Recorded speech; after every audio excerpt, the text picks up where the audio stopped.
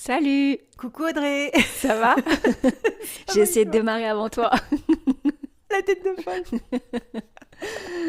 Bonjour à Tu me tous. fais rire. Bonjour, bonjour. Bah oui, on rigole, hein.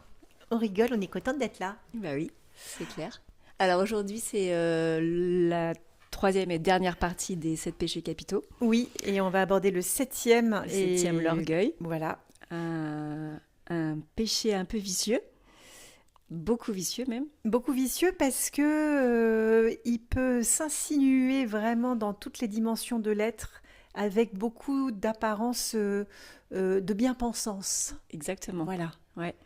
Et moi, j'appelle les gens qui sont persuadés, et ça doit m'arriver aussi à moi, d'être dans leur bon droit, Mm, les redresseurs de tort, mm. qui en fait sont en plein dans l'orgueil. Alors c'est quoi que tu appelles les redresseurs de tort?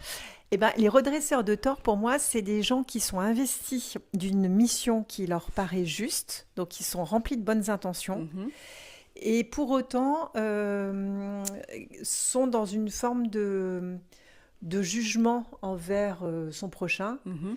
Bah tiens, typiquement, alors peut-être un sujet un peu subversif, mais c'est pas grave. euh, Tout ce qui va être de l'ordre de bah voilà je sais pas si on peut parler de ça dans le podcast, mais Allez, vas-y, allez, vas-y. lâche-toi. Euh, les Arabes et les Noirs sont la cause de l'insécurité, donc il faut Ah les oui, les éloigner des généralités centres-villes. que les gens peuvent avoir et donc Voilà, ces pensées un peu limitantes, c'est jugeantes. c'est ça. Et donc, pour protéger notre quartier et nos enfants, il faut qu'on prenne des mesures pour écarter ces gens-là Mhm, qui sont source de danger. mm. Donc, j'appelle ça des redresseurs de tort parce qu'au départ, il y Oui, parce a que pour eux, ils sont persuadés de faire les choses correctement finalement. et de protéger leurs proches et de faire ce qu'il faut Ils ne faire voient pour. pas le mal qu'il y a derrière ça. C'est ça. Ouais. Et pour autant, bah, je trouve qu'il y a un raccourci énorme, et en discutant avant de commencer l'enregistrement, je te donnais aussi l'exemple de, bah, nous on a des ados, imagine tu tombes devant un gars qui est en train de vendre de la drogue à ton ado. Là, évidemment, tu vas intervenir pour arrêter cette action, mais je trouve qu'il y a quelque chose d'extrêmement triste, autant pour celui qui vend la drogue que pour celui qui la reçoit, et que quand tu es dans la démarche de j'interromps cette action parce qu'elle me rend triste et que c'est une tristesse une Bah là, tristesse tu de parles compassion. peut-être, c'est là, je sais pas si c'est de l'orgueil, mais ce serait plutôt pour moi de la colère, mais la colère saine en Bah, c'est fait. ça. Et que c'est peut-être ça le signe qui peut nous aider à voir si c'est de l'orgueil ou pas. Mm. Ah, si tu veux dire, soit tu es dans une colère saine, entre guillemets, soit tu tombes dans l'orgueil. Voilà, soit tu es dans l'ego et dans le jugement et que tu te fais avoir par l'esprit de séparation, qui croit que bah, moi je sais et donc je vais faire comme je sais. Oui, après, il y a pas, c'est pas forcément, parce que là où tu parles de, ouais, de colère ou de lutte un peu contre quelque chose, Oui, je parle d'un truc. mais l'orgueil, c'est aussi se sentir supérieur, se sentir mieux que les autres, c'est ça? Complètement. Et du coup, c'est là aussi tu peux tomber ce qu'on appelle dans l'ego spirituel ou l'orgueil spirituel, où tu penses que tu es plus éveillé, plus pur, plus je sais pas quoi que ton prochain. Mm. Et donc, voilà, là, Que tu l'orgue- détiens quelque chose que l'autre n'a pas et que du coup ça voilà. te donne une puissance ou une supériorité. Ouais, que tu penses avoir une meilleure conscience, Oui. une conscience supérieure, une conscience éveillée, Mm. euh, Que- que, que, que le gars, je sais pas, qui vend de la drogue, comme tu disais. Ouais, voilà, Voilà. exactement. Et donc, tu te penses que tu es supérieur à cette personne. Mm. Et bah là, en fait, tu es vraiment dans l'orgueil, quoi. Et en plus, parce que pensant que tu es supérieur, tu vas te permettre de lui donner des leçons. Tu vas te permettre de lui dire, bah, moi, je sais mieux que toi. Oui. Parce que si je sais mieux que toi, ça veut dire que derrière, je détiens une vérité, Mm. que je crois être la vérité. Ouais, et ça, c'est important de rappeler.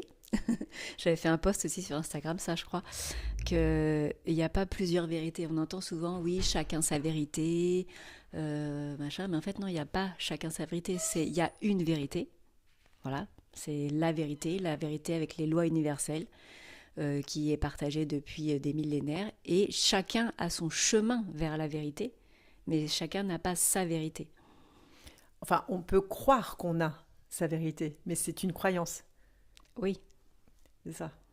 Parce que c'est vrai que parmi les lois universelles, il y a on perçoit la réalité à travers nos cinq sens, donc forcément la réalité est subjective. mm, Mais c'est quand on croit détenir une vérité, c'est d'observer, bah tiens, ce que je crois être vrai, est-ce que c'est vrai que pour moi? mm. Et dans ce cas, c'est pas une vérité avec un V majuscule.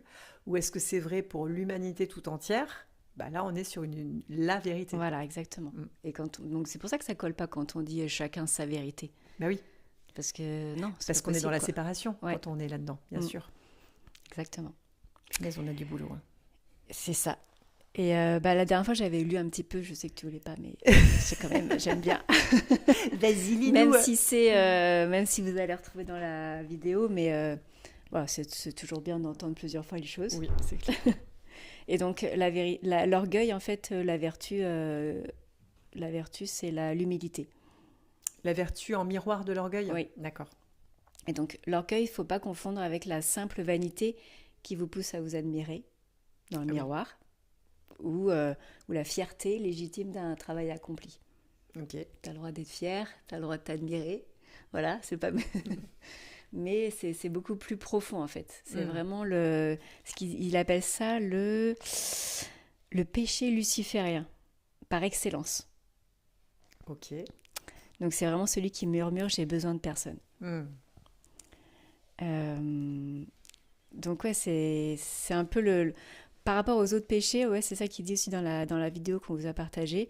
C'est les autres péchés, c'est vraiment des péchés qui naissent des faiblesses, des fièvres, des manques, etc. Donc il parle de péchés plutôt chauds, vivants, Ouais. alors que l'orgueil, c'est vraiment quelque chose de froid. Hmm. Il est vraiment à part celui-ci par rapport aux 6 autres. C'est vraiment la rigidité de l'esprit et qui transforme l'âme fluide en une pierre immobile. C'est terrible. Mm. Bah oui, pleine de certitude. De toute façon, le jugement durcit tout. C'est ça. Donc voilà, c'est quelque chose. Ouais, je pense que c'est peut-être le plus difficile à prendre conscience, ce péché qu'on a tous certainement un peu. De toute façon, les 7 péchés, on les a un peu tous On les a tous expérimentés et plus ou moins, on dit en fonction des périodes de la Oui. vie. On peut voir le défilé. Moi, je les vois défiler vraiment comme des petites marionnettes. Je ne sais pas si vous voyez, c'est une horloge à Prague où il y a des Oui. à l'heure pile, c'était des petits bonhommes là qui Ouais. font ding ding ding la petite ronde là. Ben moi, c'est comme ça que je les vois les 7 péchés capitaux. Ils sont là sur leur petit cadran ding ding ding ding ding et puis à chaque fois ils À pointent moi. leur nez. À moi, à moi. Mais l'orgueil, bah, typiquement, moi je l'ai expérimenté. Quand j'ai commencé à m'ouvrir à tous ces trucs subtils, le chamanisme, les machins, l'énergétique, le reiki, le bazar, tout ce que tu veux. Oh, mais j'avais l'impression d'avoir ouvert la boîte de Pandore. En fait, je me suis dit, ça y est, Bah oui. j'ai compris. Bah oui. Moi. J'ai compris le monde. Tu sais, j'avais ce truc de voile là que tu soulèves et que tu vois enfin la vérité. Ouais. Moi, je sais. On en est loin pourtant. Oh punaise. Et puis en fait, bon, alors peut-être que c'est pas forcément quelque chose je vais plus être dans les péchés plus matière, moi, mais parce que j'ai toujours un doute de est-ce que ce que je sais c'est vrai ou pas vrai, ou plutôt un péché, je sais pas si ça existe le péché du doute. Mais... Non, mais bah après, ouais. Après, je pense que ouais, il y a quand même ce truc où faut faire attention de ne pas se sentir supérieur parce que effectivement, tu as soulevé un voile et qu'il y en a qui n'ont pas du tout commencé à regarder ou qui croient pas aux On va choses. se poser la question s'il y en avait un ou pas de voile. Voilà, ou voilà, qui pensent pas que tout est énergie. Tu te dis, mais ils comprennent pas ou quoi? Et donc, ouais, donc vraiment revenir à l'humilité. Et là, j'aime bien cette phrase, ils disent pour guérir donc, du coup du péché d'orgueil, il faut accepter de redescendre, de redevenir petit, de redevenir simple. Car n'oubliez jamais que c'est dans la vallée et non dans les pics et sur les pics arides que coule l'eau fertile de la vie. Ça, c'est magnifique. Ouais. Donc voilà. De rien savoir, du coup, ce serait être dans la vallée. c'est pas rien savoir, c'est être humble, quoi. Être...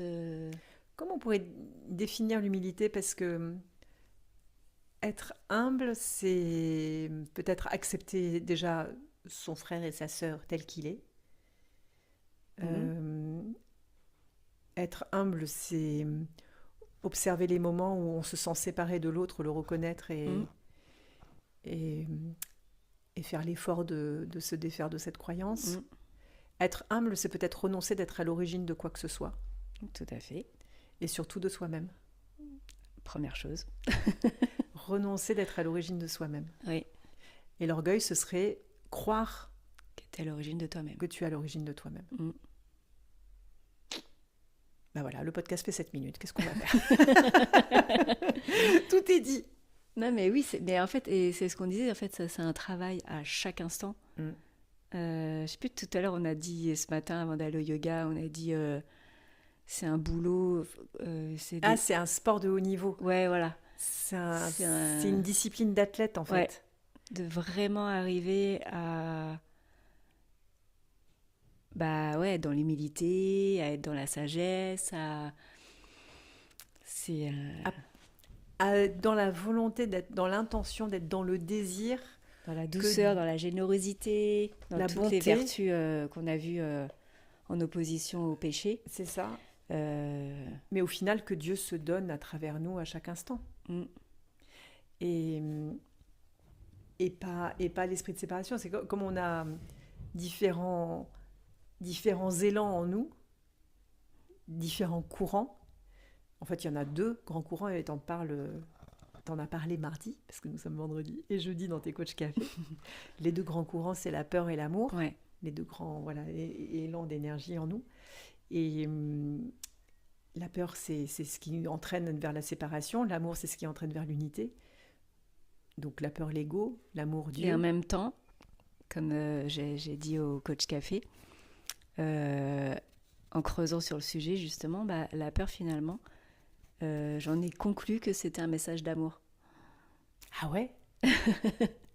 Parce que la peur, elle vient toujours te donner un message, elle vient toujours te dire, par exemple, je sais pas, t'as peur de prendre la parole, bah, qu'est-ce qu'elle te dit ta peur? C'est que bah, tu te sens pas prêt, bah, alors prépare-toi davantage, tu vois. Ah oui, vu comme ça, Et ouais. donc, du coup, bah, quelque part, c'est un message de l'amour. Hmm.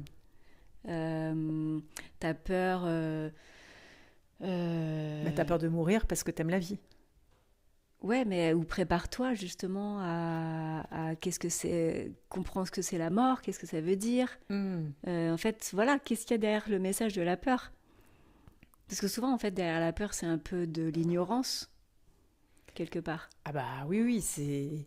Et puis, enfin, il y a beaucoup aussi je- pareil, hein, toujours de manque de foi, parce que tu as Mm, peur, parce que tu crois encore une fois que tu es à l'origine de toi-même et que tu as mm, du contrôle sur la vie et que tu peux, par ton propre jugement et ton propre intellect, orienter ta vie d'une façon parfaitement prévue et anticipée et projetable. mm.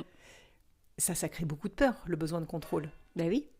Mais et en fait, c'est ça, quand il y a une peur, souvent on se dit, bah j'ai peur, et puis on s'arrête là. Mm. C'est d'aller chercher qu'est-ce qu'il y a derrière cette peur. Et en coaching, on fait souvent ça, justement, bah, qu'est-ce qu'elle veut te dire, cette peur. Et en fait, bah ouais, c'est de la protection. Souvent, c'est de la protection, c'est de la... Je sais pas, j'ai pas là comme ça tout de suite, mais... Et du coup, derrière, en fait, c'est de l'amour. Mm. Et quand tu arrives à décortiquer ce qu'il y a derrière la peur, le message qu'il y a derrière, bah déjà, tu t'en libères et tu as un autre regard sur la manière dont tu vois les choses, quoi. Bah, ça, c'est trop génial. Bah ouais. Et Venez en coaching. après, il y a les phénomènes d'angoisse aussi.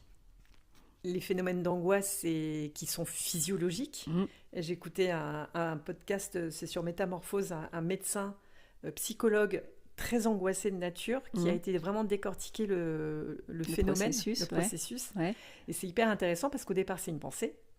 bah oui. Et ben, je l'ai peut-être déjà dit ça, je crois. Non, je sais pas. Vas-y, redis, il n'y a Bon, pas de problème. une pensée inutile, insupportable et invraisemblable. Par exemple, tu as peur des araignées. Donc, c'est complètement inutile d'avoir peur des araignées. Mhm. C'est complètement insoutenable. parce que c'est horrible à supporter, l'araignée va me tuer, c'est pas vrai. Mm. Donc cette peur-là, cette pensée-là, elle déclenche une dose d'adrénaline. L'adrénaline, qui est l'hormone qui va nous servir à fuir ou à combattre, Mm. sauf que là, comme elle n'est pas mobilisée ni pour fuir ni pour combattre, parce que tu es assis sur ton canapé en train de flipper d'une araignée, qui n'existe pas, Mm. du coup, elle va se mettre au niveau des poumons, ça crée un afflux sanguin. Au niveau des poumons, du coup, tu vas être oppressé. Au niveau du cœur, tu vas avoir des palpitations. Au niveau des intestins, ça va faire le torboyau. Les picotements partout au niveau de la peau. Enfin voilà, Mm. les phénomènes. Et là, tu te sens mal et tu as l'impression que tu vas mourir. Mm. Et au départ, c'est une pensée. Ben, c'est ça. C'est fou. C'est fou. C'est- Donc, derrière l'angoisse, est-ce qu'on peut dire que c'est la même chose qu'une peur?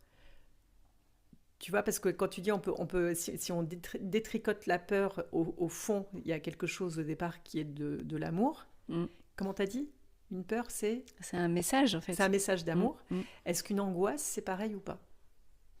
Bah, vu que tout est amour, vu qu'on part du principe que tout est amour, il y a forcément de l'amour dedans. Il y a forcément un message qui vient te dire... Je sais pas, c'est la question que je me pose. Parce que tu dis ça part d'une pensée. Donc, ça part d'une pensée, tu détricotes. Et qu'est-ce qu'elle voulait dire au départ de cette pensée, en fait? D'avoir peur d'une araignée? Bah oui, mais Ouais. c'est... Je sais pas comment... Parce que tu vois, la peur des araignées, c'est marrant parce que moi, avant, j'avais peur des araignées. Et après, quand j'ai eu des enfants, Mhm. vu que je voulais pas transmettre la peur, j'ai fait comme si j'avais pas peur. On dirait que j'ai pas peur. Donc au début, voilà, mais effectivement, j'ai dit, bah non, c'est une pensée. Enfin voilà, non, et maintenant, j'ai plus peur des araignées, quoi. Mais vraiment. Je les prends limite dans mes mains, tu vois. Bon, je vais pas prendre une migale dans les mains. C'est pas que j'en ai peur, mais T'as pas envie. ça, j'ai pas envie. Ouais. Voilà. C'est juste ça. Et d'ailleurs, c'est marrant parce que la peur, c'est souvent lié à des envies. Ben oui. Et là, je peux comprendre le message d'amour qui se cache derrière. Souvent, t'as envie de... Je sais pas, t'as envie de sauter à l'élastique, mais bon, t'as peur, quoi. Mm. T'as envie de parler devant un public, faire une conférence, mais ça te fait peur parce que, voilà... Et souvent, oui, c'est lié à des envies. Du coup, là, c'est vraiment le message d'amour. Bah, ok, t'as peur, qu'est-ce qui te fait peur? Ok, bah, travaille. T'es pas prêt? Bah, alors, le message, c'est, bah, t'es pas prêt pour ta conférence. Bon, bah, vas-y, travaille, quoi. Mm. Travaille davantage. Après, pour les crises d'angoisse, bah, je sais pas. Je sais pas, il y a certainement des choses à creuser davantage, mais... Bah oui, parce que moi, j'en ai eu beaucoup, beaucoup, beaucoup. Là, il m'en reste quasiment plus, sauf à un endroit, c'est conduire. Conduire sur l'autoroute. Ah oui? Ouais. Et là, j'ai des pensées, les pensées qui génèrent l'angoisse, c'est vraiment, je perds le contrôle de la voiture. Mm. Et si je perdais le contrôle de la voiture? Donc, évidemment, totalement inutile, totalement insupportable et totalement pas vrai. Jusqu'à Ouais, en présent. fait, tu te laisses embarquer par la pensée, quoi. C'est ça, tu te laisses embarquer par la pensée qui... T'y crois, en fait. C'est Ah bah, ça, c'est l'angoisse, c'est t'y crois à la pensée. Non, c'est la sensation physique. Oui. C'est la pensée qui déclenche le boost d'adrénaline. Et en fait, et après, cette sensation physique, qui a juste t'as l'impression que tu vas crever, hein, physiquement. Donc là, tu dis, ah bah ouais, là, je vais vraiment perdre le contrôle de la voiture. En fait, je vais tomber dans les pommes au volant. Et donc, ça se nourrit. Oui, tu crées, en fait, Tu crées la le truc. situation, finalement. Voilà. Mais au départ, juste avec une pensée intrusive. Mm, Alors que tout va bien, je suis au volant, tranquille, il fait beau, mm, il mm. n'y a pas de problème. Et là, chlac, petite pensée. Alors lui, il dit dans le podcast, tu peux nommer ta pensée. Par exemple, tu la nommes panique. Mm. Et tu discutes avec. Tu dis, Panique. Ah bah te voilà panique. Ah bah tiens, t'étais où? Ah bah je t'attendais parce que oui, je sais que tu viens à chaque fois qu'on conduit sur l'autoroute. T'es là, alors raconte.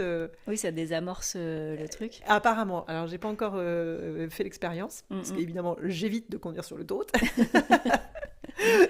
mais je trouvais ça intéressant. Ah ouais, ok. Bon, Oui. on s'écarte de l'orgueil là avec tout ça. Non, mais on s'écarte pas parce que c'est intéressant ce que tu dis. Parce que pour la conclusion, justement, par rapport à la colère, et c'est justement de discuter. Quand la colère, l'envie et la paresse viennent, pointent leur nez, c'est là que tu dis, ah, te voilà, je te reconnais. Mais aujourd'hui, oui. ce n'est pas toi qui tiendra le gouvernail de ma vie. Ah bah oui, bah ça revient à ça. Alors vraiment d'avoir un dialogue intérieur un peu foufou. Hein. On est plusieurs de toute façon là-dedans, Ouais. on est nombreux. C'est ça. Et ah oui, c'est pas mal ça. Mais alors du coup, orgueil, petit vicelard difficile à repérer. Ouais, ouais, là pour le coup, t'as pas, quand t'es orgueilleux, quand t'as pas de peur ou de crise de panique. Mm. Donc t'as pas forcément un dialogue à faire avec toi-même, mais en tout cas, c'est plutôt à repérer dans tes comportements, Mm. dans les jugements que tu vas avoir, ouais, dans les pensées qui vont te traverser sur les autres par rapport aux autres. Par rapport aux autres, ouais, ça va toujours être des pensées de toute façon. Mm. Et de faire peut-être un pas de côté, un pas de recul, et de redescendre un peu. Ouais, et peut-être que c'est aussi à l'endroit où tu veux changer l'autre, pensant que Ouais. c'est pour son bien. Ça, c'est quelque chose. Alors, ça vient de mon expérience personnelle, hein. Mm. J'ai une maman très protectrice qui m'a donné beaucoup, beaucoup, beaucoup d'amour et qui, par esprit de protection, m'a enlevé beaucoup d'autonomie enfant parce que, bah, par exemple, je sais pas, il faisait 14 degrés dehors, elle me mettait 3 manteaux, je caricature, hein, mais pour surtout pas que j'attrape froid parce que le matin il faisait froid, l'après-midi il faisait chaud. Ouais. Et donc, ça pour moi, c'est aussi une forme d'orgueil déguisé de croire que Ah, tu crois? c'est la question que je me pose. Parce que tu empêches l'autre de faire son expérience. Ouais, mais est-ce que c'est Tu pas lui... plutôt de la peur, Et tu crois savoir mieux du que l'autre. contrôle est-ce que c'est de l'orgueil? Quand tu Tu penses... crois savoir mieux que l'autre, mais là, il y a quand même une forme de protection, toi, tu te sens pas supérieur. Est-ce tu penses qu'elles étaient dans... Bah, genre, toi, je suis supérieure à toi, Bah oui, Ah oui, t'avais ça quand même. mais vraiment de tout son cœur, avec toute sa sincérité. Sauf que elle est... Il n'y a pas de tristesse, tu vois, il y a vraiment de l'interventionnisme. Je t'impose ma vérité. Mm. Alors peut-être que mon exemple, il n'est pas bon. Ouais, parce que je sais pas si ça... Parce que l'orgueil, c'est vraiment la personne qui, pour moi, qui se croit supérieure et qui a besoin de personne, quoi. Et qui sait mieux que tout. Ah oui, qui a besoin de personne, ça c'est Ouais. vrai. Ça c'est Qui a vrai. besoin de personne qui sait mieux que tout, de toute façon, toi, tu sais pas quoi. Voilà, c'est ça. Bah oui, enfin, j'ai donné un exemple gentil, mais on est un peu là-dedans quand même. Ouais, t'étais un peu là-dedans quand même. Bah peut-être, ouais. Après peut-être que bah finalement, t'as envie de dire tous les parents ils sont un peu comme ça, non? Mais oui, mais je pense que c'est pour ça qu'il est insidieux ce péché. Bah ouais. Et c'est pour ça que je dis les Quand tu dis redresseurs ça, de moi je me tort. vois à ma place de maman. Bah peut-être pas quand il fait 14 degrés, mais bon quand il fait froid, bah tu mets un manteau quoi. Bah moi je suis pas d'accord. Il fait froid, tu veux pas mettre de manteau, vas-y.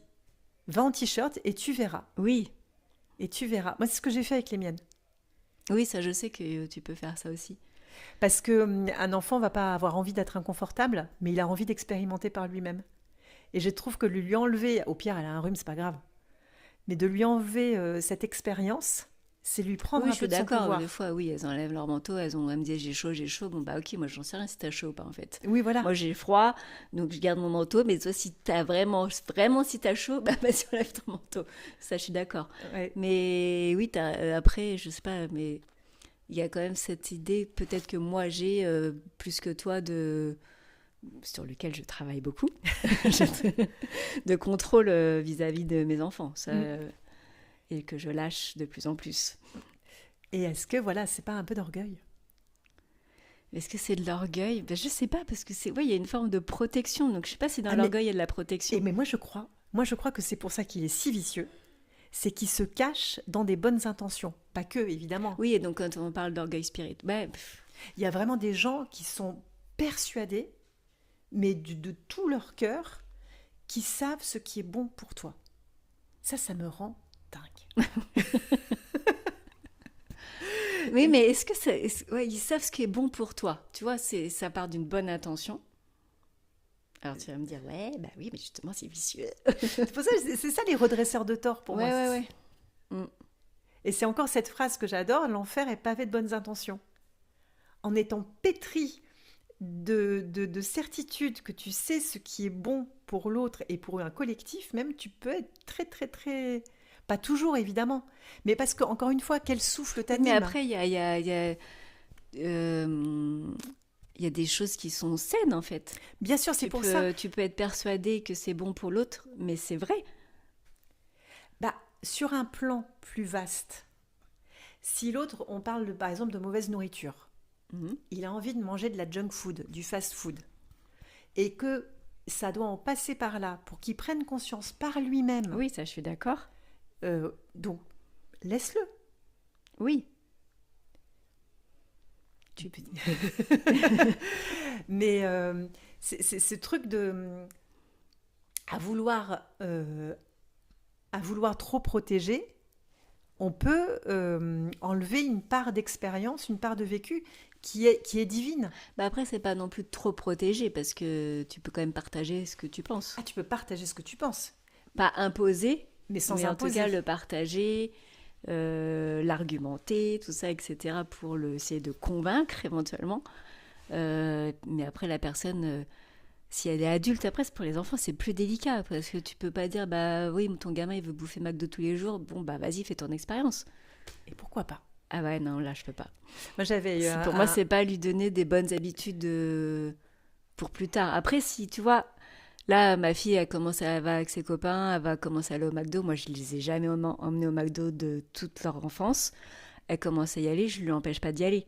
Elle fait ses expériences. Ouais.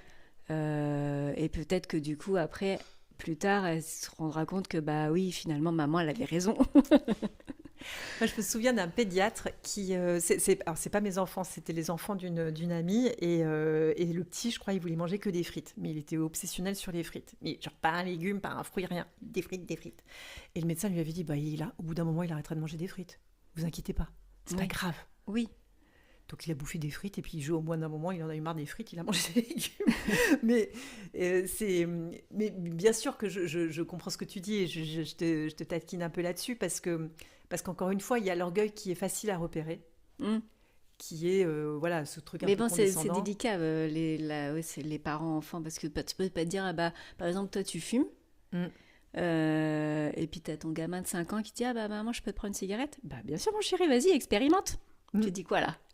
Je le laisse expérimenter. Ah, moi, je suis Ah non, une t'es ouf, folle. toi. Ah oui, moi, je suis une folle pour ça. Ah, mais parce que ça vient Et de mon donc, du expérience. coup, il kiffe, Ah bah non, puis il il se met à déteste. fumer à 5 ans? Mais non, il déteste. Bah, qu'est-ce que t'en sais? Bah, parce que Qu'est-ce que t'en sais, alors, si? pas avec la cigarette, mais à 2 ans, Salomé, elle voulait absolument, elle était fascinée par quand on buvait des coups et tout ça, elle voulait goûter l'alcool. Je lui ai laissé goûter des fonds de bière, des fonds pas d'alcool fort, hein, mais il y avait un fond de bière, elle a goûté un fond de bière. Bon, aujourd'hui, elle a 17 ans, elle ne boit pas une goutte d'alcool.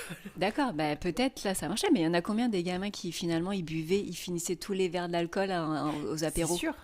Oui, mais c'est Et leur donc, expérience. oui, c'est leur expérience, mais Que je trouve tu... que c'est pas les aider, en fait, tu vois? Ben, je sais pas, je suis pas d'accord. Ah, putain.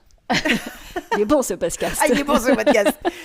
Je sais pas, parce que Ah je ouais. pense alors, Mais je suis pas sûre qu'on soit quand même dans l'orgueil. Je sais pas si c'est de l'orgueil je sais pas. bah, parce que renoncer d'être à l'origine de quoi que ce soit, Ouais. Bah donc du coup, t'es à l'origine du fait que tu les laisses fumer. bah... Ah. Non, je lui sors pas la clope et je lui mets pas de doigt à la bouche quand même. Là, c'est horrible. Non, bien sûr. Je peux lui dire, effectivement, si moi je fume et que mon enfant a envie et attiré par l'odeur de la Oui, parce que ça de toute façon, dépend. tout interdit te mène à Avoir envie d'essayer. avoir envie d'essayer, ça, je suis d'accord. Donc,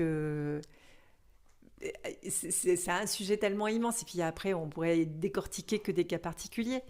Mais encore une fois, c'est ce truc de renoncer d'être à l'origine de quoi que ce soit. Mhm. L'humilité. Et l'orgueil, ce serait vouloir te positionner en tant qu'origine de quelque chose.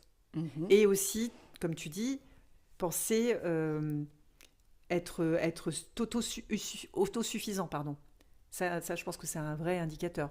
Croire que t'as pas besoin des autres. Oui. Voilà, je sors de la discussion par rapport aux enfants parce que Bah, je ça, pense... c'est pas facile. Non, là, puis c'est aussi par rapport à nos vécus personnels, par rapport à nos éducations, et c'est... Oui, oui, parce que de toute manière, ça touche que les enfants, parce que moi, après, les autres, ils font ce qu'ils veulent, en fait. Oui, voilà, c'est ça. Mais c'est vrai que tu as envie de donner le meilleur exemple, je sais pas, de donner les bonnes bases, et puis après, ils font leur vie, leur expérience, quoi. Alors, leur partager les bonnes bases, évidemment, Mm. mais les laisser vraiment explorer leur monde intérieur, leurs limites. Et peut-être que l'orgueil, ça serait ça, c'est de penser que toi, tes bases sont meilleures que les miennes, C'est ça. ou Enfin, voilà. Et je dis pas que c'est le cas du tout. Non, non, mais je dis toi Oui, en oui, oui. général, quoi. Donc, bon, voilà, c'est très... Ouais. Et mais c'est pour ça qu'il est le septième et le plus Ouais, un peu à part, parce que forcément, on a toujours envie de bien faire. Cette phrase, elle est un peu bateau, mais chacun fait du mieux qu'il peut avec ce qu'il a à chaque instant, en oui, bien fait. sûr. Mais même un tortionnaire, Mm, avec ce qu'il a dans son champ de réalité à l'instant T, il fait du mieux qu'il peut, mm. dans ses conditions à lui. Et peut-être que reconnaître ça et l'accepter, c'est ça, l'humilité. Ah bah oui, de toute façon, chacun fait comme il peut, Et que arrêter de vouloir contrôler les uns et les autres, c'est peut-être ça le début de la paix aussi. Mm. Mais là, c'est un podcast très subversif. Oui, Mais parce l'orgueil est que... un péché subversif parce qu'il est luciférien. Ouais. Parce qu'après, quand tu dis contrôler les uns et les autres, ça dépend. Là aussi, tu vois. Parce que je retombe sur la... Pour moi, ça fait retomber sur la colère. Et il y a la colère saine, comme Jésus sur le parvis. Et c'est pour ça que, voilà, mais Jésus, il a cette capacité d'être conscient du souffle qui le traverse à chaque Mm. instant. Et donc, quand c'est le souffle de Dieu qui l'inspire, la colère, elle est saine, elle est sainte. Mm. Et elle est toujours, toujours associée à une forme de tristesse. Ouais. Parce que c'est désespérant. Oui, oui. Parce que c'est comme par rapport à ces lois universelles. Je croyais que tu allais me dire par rapport à la loi du gouvernement, c'est Non. désespérant. Ah bah oui, là, Bah, ça rend triste. Ça te met en colère. mais quand il y a une violation d'une loi de la nature, c'est Mm. triste. Bah oui. Mm. Et se mettre en colère avec cette tristesse en fond, je pense que c'est un gage d'une colère sainte. Mais c'est très perso ce que je dis. Non, mais je suis d'accord. Contrairement à une rage impuissante, où là, tu es en rage parce que il y a de la haine, il y a du machin, il y a plus de tristesse, quoi. Ouais, mais tu vois, en fait, je crois qu'il y a une frontière vraiment entre cette colère et l'orgueil. Oui. euh, Ah bah, qui est pas du tout... Enfin, ouais. qui est très, On très, tombe, très on fine. tombe dans la colère alors que c'est pas forcément ça, l'orgueil. Ouais, c'est se sentir supérieur, en fait. Ouais, T'es hautain, t'es... moi je sais. Ouais, moi je sais mieux que toi, quoi. Moi. Et le moi, c'est le petit Donc moi. il n'y a pas forcément de colère derrière ça. Non, il peut y en avoir, mais pas forcément, ouais. Mm. Moi, je Voilà, sais. voilà. Moi je sais. Moi. Ouais. Moi et mon orchestre, Ouais, on sait mieux que toi et ton orchestre. exactement. C'est ça. Bah, c'était intéressant, hein, c'est cette péché capitaux de revoir un petit peu... On les renomme vite fait, si on s'en souvient, Alors en attends, partant je des... regarde pas mon truc alors. Sans regarder les notes, en partant des chakras, donc tu as La gourmandise, la gourmandise, la luxure. la luxure. Alors Ton dans l'ordre, je suis pas sûre, hein. Je sais que c'est la gourmandise et le luxure les deux premiers. Ouais. Après, il y a L'en- la paresse ou l'envie. L'envie peut-être. Ici au niveau du cœur, peut-être la paresse. Ouais. La colère. Ça fait partie de ces 7 péchés, hein, la Oui, colère. oui, oui. Ouais. Bon, attends, je ouvre mon cahier. Gourmandise. Ah, l'avarice. L'avarice, c'est le troisième. Ok, alors gourmandise, luxure, avarice, Colère, colère, paresse, envie, envie d'abord, paresse et orgueil. et orgueil. Voilà, dans l'ordre. Dans l'ordre des 7 chakras. Dans l'ordre des 7 chakras et les vertus associées, bah ça... Eh ben, les vertus, donc c'est la tempérance, la pureté, la générosité, la douceur, la bienveillance, le courage, et l'humilité. l'humilité. Voilà, voilà, Et pour ben, ces 3 parties. J'espère que ça vous a plu, ce format, quoi, en fait. Et un triptyque sur les 7 péchés capitaux. voilà, c'est ça. Et puis, ben, on se retrouve la semaine prochaine. Pour un nouveau sujet qu'on ignore encore. Voilà, qui va se dévoiler à nous. Exactement. À bientôt. Salut Audrey, au revoir tout Ciao. le monde.